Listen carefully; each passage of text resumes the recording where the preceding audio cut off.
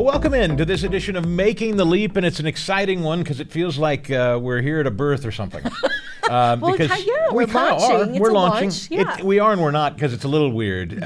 We welcome to the Herzog Foundation Podcast Network a colleague in podcasting who's actually been doing this a lot longer than we have. We found out that Linda Kardamis, our great friend now, who's joining us here in studio. She's not typically in studio with us, but she hosts a podcast and has founded an organization called Teach for the Heart. And Linda, first of all, welcome aboard the podcast network. Yeah, thank you so much for having me on the network, and I'm excited to be here today in studio with you too. 7 years. We found out, we had dinner last Yes. night and we talked a little about your background. You've been doing a podcast now for 7 years. Yep. Tell us about it. How did you start it? Or Well- maybe should we even back up and just start with Teach for the Heart, the whole concept, where it came from? Sure, I'll do the shortened version. I always wanted to be a teacher. I guess not always, but as far as I can remember. And so I was so excited to teach. But then, and I did teach at a Christian school in Ohio. I taught middle school math. Then when it came time to start having my own children, my husband and I made a decision I was going to stay home with them until they were ready to go to school for themselves. And so during that time, I was just really praying, what's next? What would God have for us? For me in particular, as I'm staying home with my kids, but have some time to do something, and really felt God leading me to write an ebook, sharing some of the lessons that I'd learned as a teacher. So that's the first thing I did, and that was it. There was no plan beyond that. But then once I had this ebook written, I realized nobody knows about this ebook. Nobody has any way to know about it. I had a colleague say, you should start a blog. So I said, okay. So I started writing regularly, just sharing what I had learned, what I wish I would have known when I started teaching with fellow teachers, and people found it helpful, and kind of one thing led to another. So I did that for a few years and then realized, podcast is a great medium, a fun way to be able to actually put your voice there, not just your writing. And so I've been doing that ever since. Did it just catch on? I'm sorry to interrupt, but I did the growth of it because it's really popular. How did it catch on? I'm just gradually. People found it. People listened. I mean, we had the blog. We had a lot of people follow the blog. And then once we started the podcast, some of the same people listened to that. And we're always, trying to reach new people and have people that have listened for years. So it's a combination of both of that. I think it was fun talking too with you last night at dinner and just hearing just some of the overlap, just, also being a teacher, also kind of like what's next. Never thought I would be sitting behind a microphone, but in some ways it's not that different from being in a classroom. You just can't see your little people in front of you. But I love that you were able to transition and use what you know, because I think that's something that this isn't really for today, but it's something that moms try to figure out. And I think sometimes teachers specifically kind of get in a place of like, I have a lot that I can share and do. And you have a lot of skills when you didn't just stand in a classroom. You were managing, you were thinking, you were planning, you were structuring, you were doing a lot. And I love that you were able to put that into a lot of different avenues. And I know we're going to talk more about it because you also took all this and developed trainings for teachers, which that's something that I know I sat with for a long time. Like, I know I can do things, but I didn't know what. And so I love that you've channeled it into a way that is productive but positive. It's such a good help for teachers. So I'm glad that you're utilizing what you know. Yeah, this is a business as much as it is a podcast. People should know. Right, the entrepreneur side. Tell us about things. Oh, that's a whole big question. But I mean, I'm just thankful for how the Lord has led, because I told people, yes, it has become, we don't know what to call it. Sometimes I call it a business, a ministry, an organization, because it really is all three of those. And I did not set out to create that. I was just kind of following that next step that God had. And I think that's just one of the exciting things about life. I think when I was younger, I just thought I'll be a teacher, and that's, just the end, kind of. But life has so many twists and turns, and how God does lead us. But yeah, it started to grow into more than just, something I do when I have a few minutes here and there. When I helped a friend who was coming into teaching, never had no teaching background. She's like, can you teach me how to teach? It's like, okay. And I was helping her with classroom management, which is one area I struggle with a lot as a teacher. So it's something that there's some things that came naturally to me. The math was easy, the teaching was easy, but that was hard. So I had to study, I had to learn techniques. So as I was teaching her, I said, man, I wish I would have known this when I started. I bet there's a lot of teachers that wish they would have known that. And so I created an online course for teachers. That was our first online course, and that was the first thing that it went deeper than just an article or a podcast. It went deeper and really gave step-by-step help for, okay, how do you set this up? What do you do? So ever since then, that's been one of the favorite things that we do is create trainings, courses that go deeper and really help, kind of rubber meets the road, really practical solutions for different teaching problems. What have you found and I know you cater specifically, maybe not exclusively, but largely to Christian educators particularly. What have you found, and I think that's the basis for the foundation, so I kind of want to ask you a two-parter. What did you find since you started Teach for the Heart Christian educators struggle with, and do you get the sense that the Herzog Foundation is similarly missioned in helping facilitate that? I think we are, but what have you discovered since being here? Yes, I think we definitely share a lot of similar missions in what we're doing. I think it's exciting because I think we're tackling like different pieces of the same mission, which is really cool.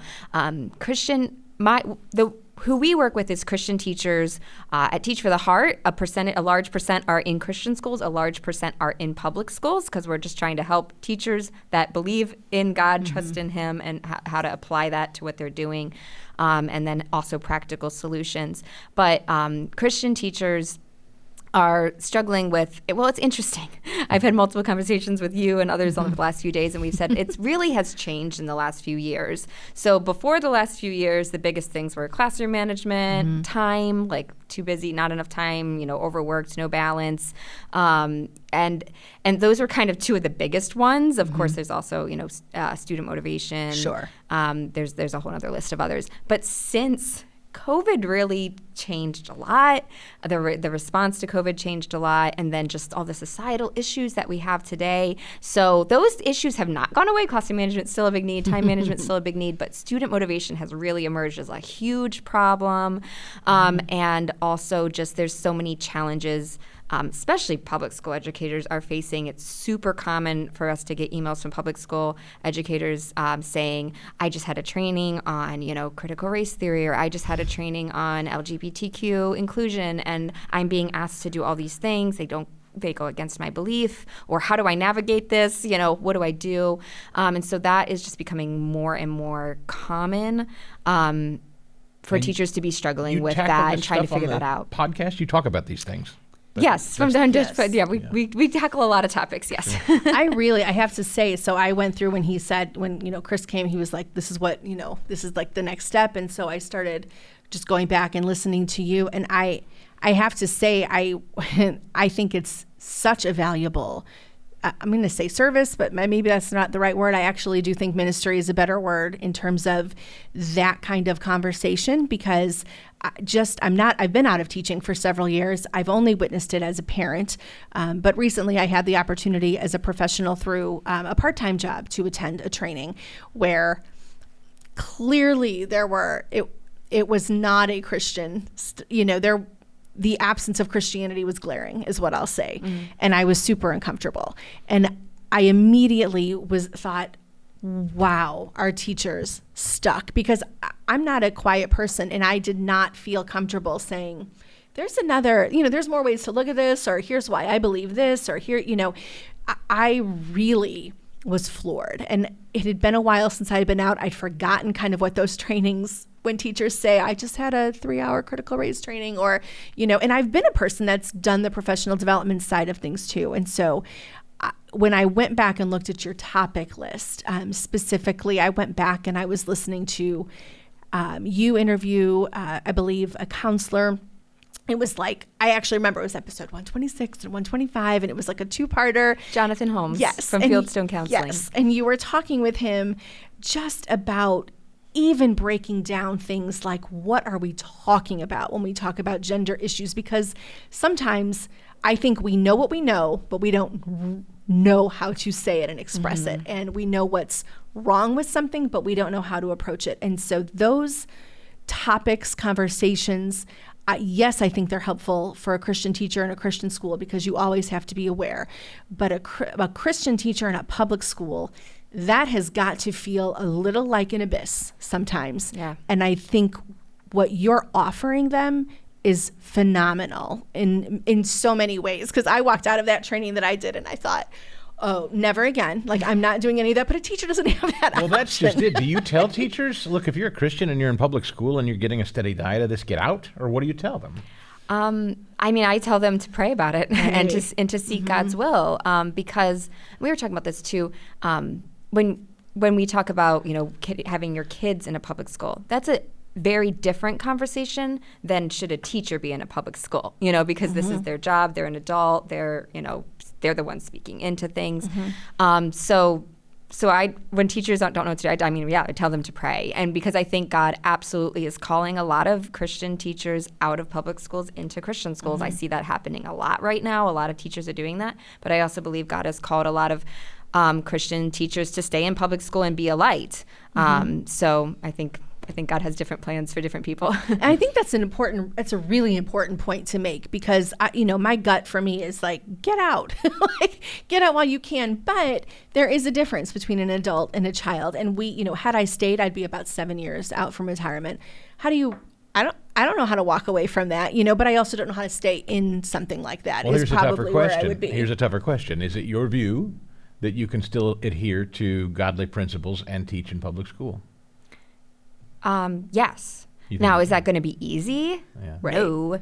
But are you nothing is maybe going to easy. need to risk your job? Maybe. Yeah. So I think that's becoming increasingly more difficult. And I think that to teach in a public school, and it just does depend a little bit of where you're teaching, but it's getting worse everywhere. Like it's not. Yeah. I don't really know if anyone's going to be able to escape it forever. Right. But I think to be a Christian teacher in a public school is realizing I'm being called to something very difficult. Yes. And teaching's always challenging, but I'm not expecting this to be easy. I'm expecting to be misunderstood. I'm expecting to be, a stranger in a foreign land, like all those things. And so, if God calls you there, then that definitely has to be that different shift of a mindset. I'm not expecting this to be easy. I'm not expecting to be understood. And in some cases, I really, sometimes there's a matter of wisdom of, can I toe this line and still stay true to what I believe? Sometimes you can toe the line and do both. But I do think it's becoming more and more common, and it's going to be more and more common, I think, to face situations where you're like, I have to choose.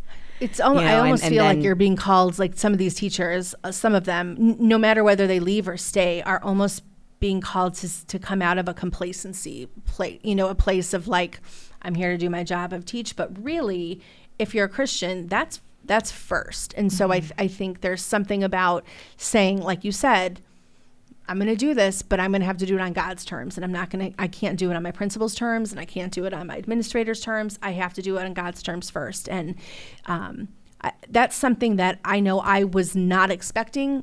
Never did I think of that when I was heading into teaching 25 years ago. That wasn't even on my radar. And so I do think a lot about teachers and feel for them when they're all of a sudden like, wow, I have to now figure out where my values. Right. I've been teaching for years. Right. I've just been It's not in my even been an classroom issue. helping my Right. kids, and now, whoa. Right. But I'm always interested in people's perspectives. I'd love yours, Linda. We talk often on this show about where people think how we got here, and I didn't used to think about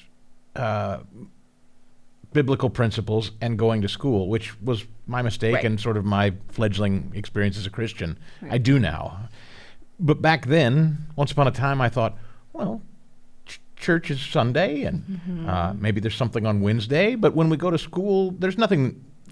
I don't have to worry about it. It's not going to offend or conflict, and it's not really its job. And so I was very, there was a line drawn. But now it's attacking. It's not coexisting. It's an attack. Right. I see it as different, and I wonder if you see that, and if there was a change. Was there a moment, or has it always been that way? I mean, that's a really good question. I mean, where you said before, I used to see it as, this is Sunday, this is Monday. I think that that is something that none of us should ever be viewing it that way, as you said, you know, like, and I think that's very common, and I still see that in some teachers, no matter where they teach. Sometimes it's like, okay, I'm just teaching. It has nothing to do with my faith. It's just, and that should never be, right? Everything, what we believe in Christ should change how we approach everything.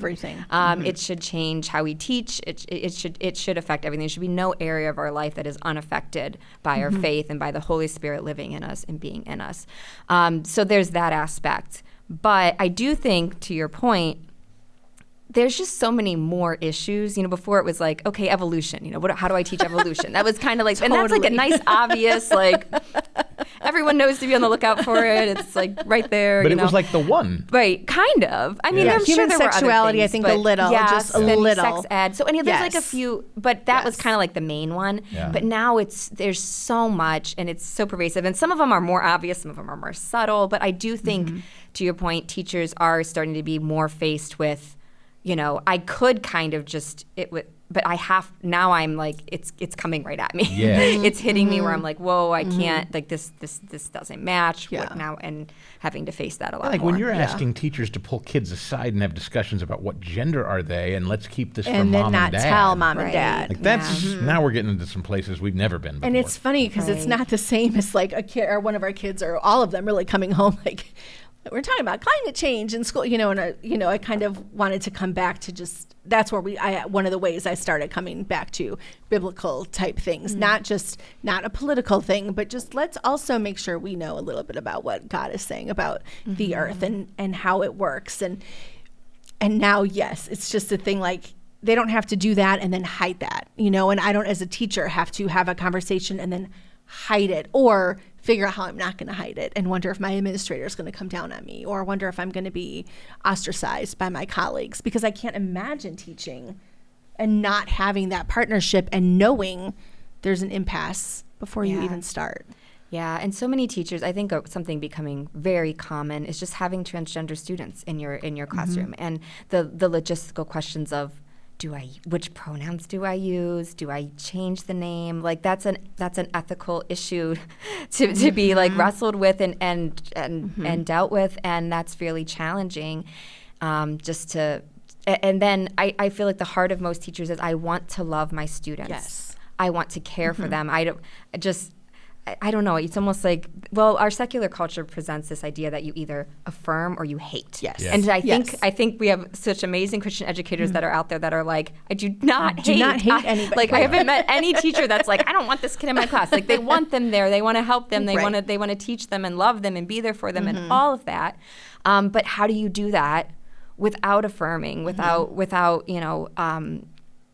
violating your own beliefs and what we believe God has set things up, and so that's tricky. It's very challenging. It's hard. It is something we talk about in church a lot too. Just making sure that our kids are hearing it. That we're not saying there's no hate involved in this. There's not even a judgment involved. That's not our job for this, but of the person, I should say. There's no judgment of that person. We have to make decisions and judgments for ourselves. But I really did like that. That was one thing I specifically heard you say was, we also as Christians in that education world have to figure out how to approach the Christians who are carrying a lot of hate and anger too in ways that is not about what God is about or the Holy Spirit is about. And I appreciate that too, because that you have a real opportunity to let Christian teachers be Christian teachers without going the way of affirming. Yay, like let's go ahead and jump on board. Yeah, I mean that's in families, right? We're having the fight in families right now. I can love you and welcome you into my home and worship alongside you, but not have to affirm the way you conduct your life, right? We can do that. Yep, absolutely. I want to brag on your husband for a minute. I've not met him, but you were talking about him a little bit, and I think for people that haven't heard your show yet, I want to know a few things. Number one, your children, their ages, and the backstory with your husband was a fascinating one to me. You guys have made this a wholesale, full home lifestyle change, right? Yeah, absolutely. So I have 4 kids. Their current ages: Clayton is 11, Kalea is 9, Selah is 6, and Sarah is 4. So 4 kids. And yeah, my husband is a graphic designer by trade. And when I first started off this, it was just what I did in my time, nap time, half hour before the kids woke up. I was a full-time stay-at-home mom. But then when I was pregnant with my third, actually, is when I said, okay, this has grown to be enough that we could support our family on this.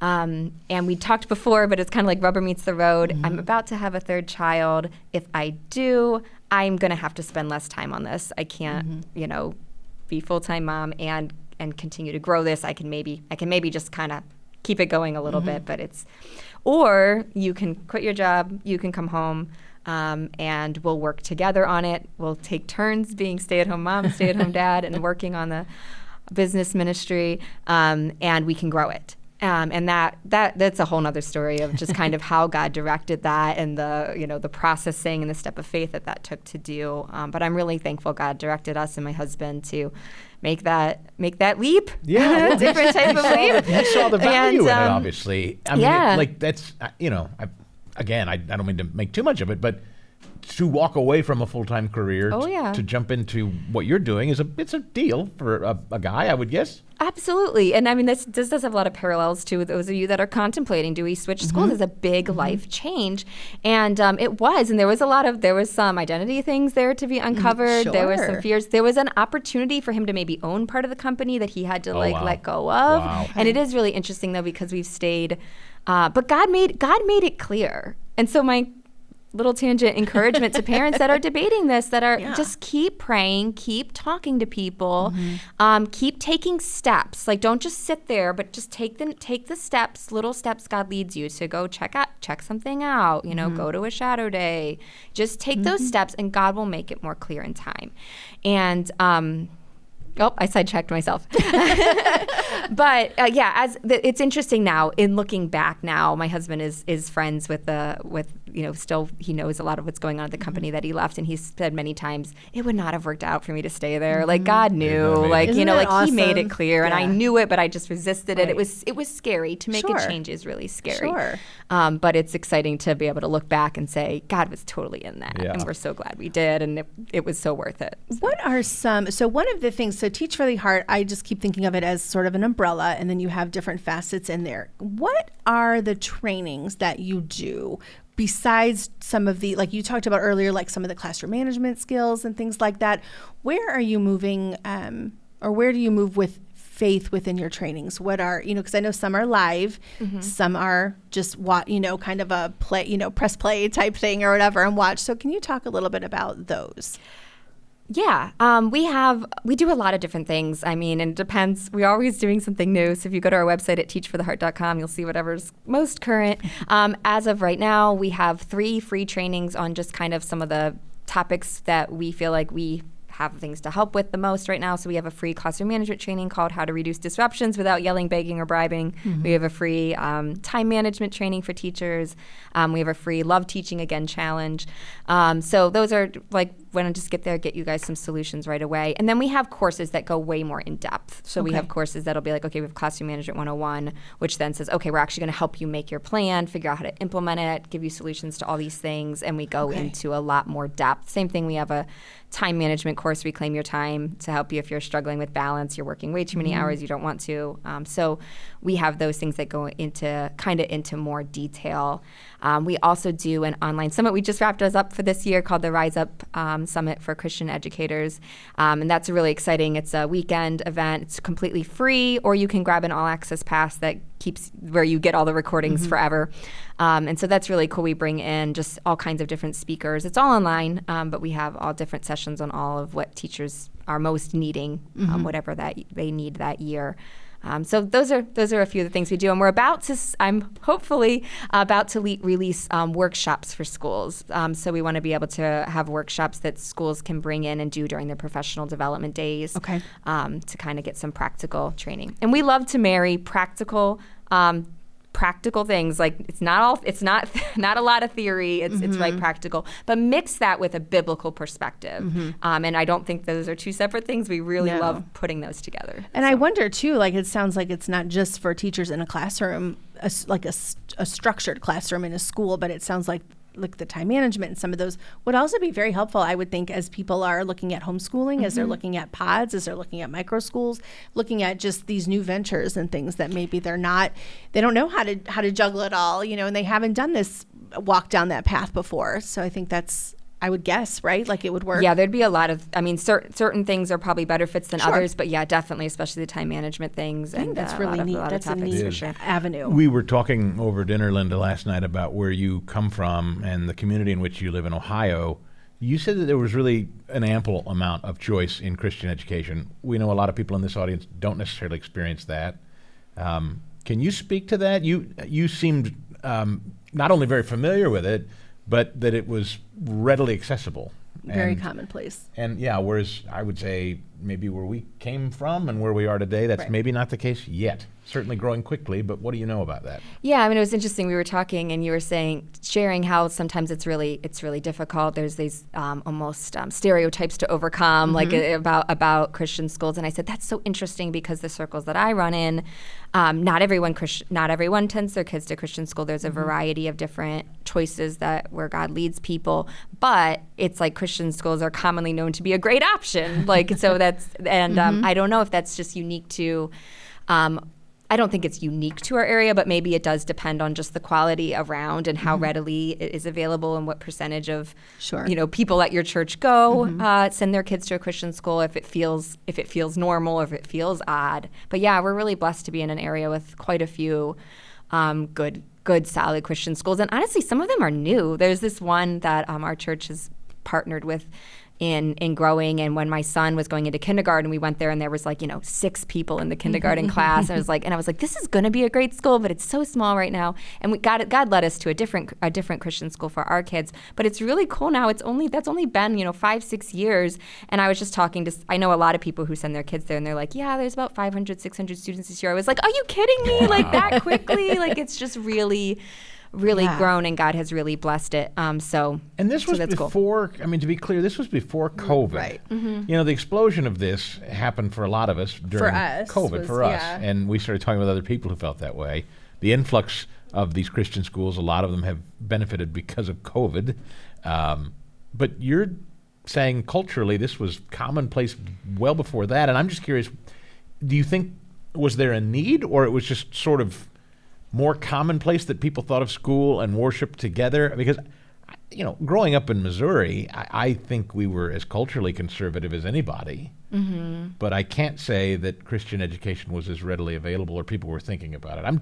Maybe there's no answer to this. Yeah, I I'm mean, just curious. I don't know. I am not an expert on the Yeah. the history of the movement, but I wonder if there could be a combination of factors. It could be, conservativeness, but I don't live in a particularly conservative area. I'm in Cleveland, Ohio. It's, maybe right. blue collar Democrat, kind of idea there. But there is a strong network. Like there's strong churches, very strong churches there. But I wonder if part of that is also the culture of the schools that are there. I know the school that I taught at pulled a lot of kids from like East Cleveland, which is not good school districts, so there's I maybe see. a more obvious need for I it see. for alternatives Like an urban because versus- it's like yeah. these are there are good suburb Sure, schools, sure. but there are a lot of urban areas. I live there. It's just it's known that this is not a Of good course. option. Right. Struggle, So yeah. maybe that plays a piece in it as well. And then Ohio also is has been kind of more on the forefront of school choice. Vouchers have become more and more common, and they Okay. just passed universal Yeah, vouchers. you're So one of the every- universal states. everyone can get at least something, Yeah. depending on your income level. What's been the reaction to that? We've talked a lot about that here. big. We're like, Yeah, it's really Missouri's changing the bordered, game. of course, by Iowa and Right. Arkansas, who also did it. Oklahoma's done it. Ohio's done it. Missouri, for whatever reason, won't get it done yet. But what's it done Yeah. for you? Well, honestly, I think we're just starting to see because the universal vouchers just passed in July. Okay. So we're really just starting to see Okay. but I think it's going to give schools a little bit more resources. In some cases, because some schools were charging tuition below the voucher amount. Because it's so now it's like, well, we can at least charge the voucher amount because everyone can get get that the money. vouchers. So it Sure. helps with That's- the I budgets a didn't little think about bit for that. some schools. I think it's going to be a relief for parents. Rather than paying $10,000, you only get 6 of that for free. So it's going to make it more accessible to a lot of parents where finances were keeping them out. So I don't know. I don't know exactly how all it's going to change the game, but I'm thankful that I think it is going to give more people opportunities and hopefully meet some of that gap. Because I do think it's difficult for Christian schools because unless you like have a super like affluent clientele, you're charging in many cases an amount that parents are sacrificing to make. It's a deep sacrifice, and the teachers are making a small amount that is a deep sacrifice. So you have the school is sacrificing, the parents are sacrificing, and even so, in some cases, the ends are barely meeting. And so I do think there is space. In some cases, it's donors. Making up that gap. That is huge. But in some cases here, just taking those tax dollars instead of sending out, some of those tax dollars, if that can help out too. So we've heard it once, we've heard it 1,000 times. The criticism of this is, well, that's just welfare for wealthy people. Right. This is just rich people getting taxpayer money. I mean, I reject the whole premise, but this notion that Christian schools are full of well-heeled, wealthy people, just got money coming out their ears, and you don't need help. That is what you hear all the time from critics of school choice. Right. Which is crazy because I don't care, unless you're literally a multi-millionaire, you want to pay $10,000 and you multiply that by 4 kids. Yeah. You want to? Can anyone easily find $40,000 every year for 12 years? That's such a long time. Teach for the Heart does well, and I would guess that's still yeah. I'm not speaking from personal experience or anything. I've never run these numbers for myself. Well, I was thinking about that when you were talking, and I thought you are a great example of somebody who has multiple kids. You have changed your, professional status. You've done some things where that's not a simple thing to go ahead and do, right? To send your kids there. I mean, you're on 3 kids now, but I know about to add a 4th, and that's a lot. So Teach for the Heart, the podcast that people, I hope, will start to check out. If you're not familiar with it yet and you're just hearing about it here for the first time, we've got all the information linked below in our show notes. What can people expect? What would you encourage people to tune in and catch? Well, if you're a teacher, then we have a ton of stuff for you. There's a ton of episodes covering a lot of different teaching challenges from both a biblical and practical perspective. If you're not a teacher and just want to check it out, I would just encourage you to go through and just look at the podcast names, and you'll find all kinds of things.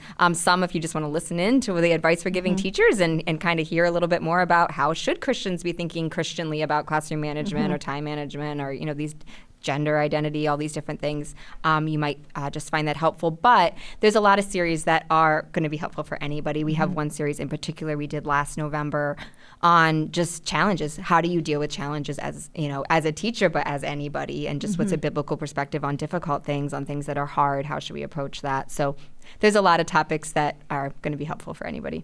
Well, we're thrilled. Yeah, welcome aboard is all we have to say now. Welcome aboard to the family. Thank you for having me. Can't wait to start to hear the show, and hope you'll, again, as always, check out not only her show, but I think there's some really exciting new growth. I happen to know that there might be some new surprises coming soon, too. So we're just expanding. Linda makes number 2. I know. In our ever-expanding, growing family of podcasts here at the Herzog Foundation. So, Linda, welcome. Again, great to meet you. So glad to have you. Thank you. Safe travels back to Ohio. And thank you for tuning into this week's edition of Making the Leap. Making the Leap is a podcast presentation courtesy of the Herzog Foundation. Please rate and comment on the show, as well as subscribe so you never miss an episode. And we'll see you next time on Making the Leap.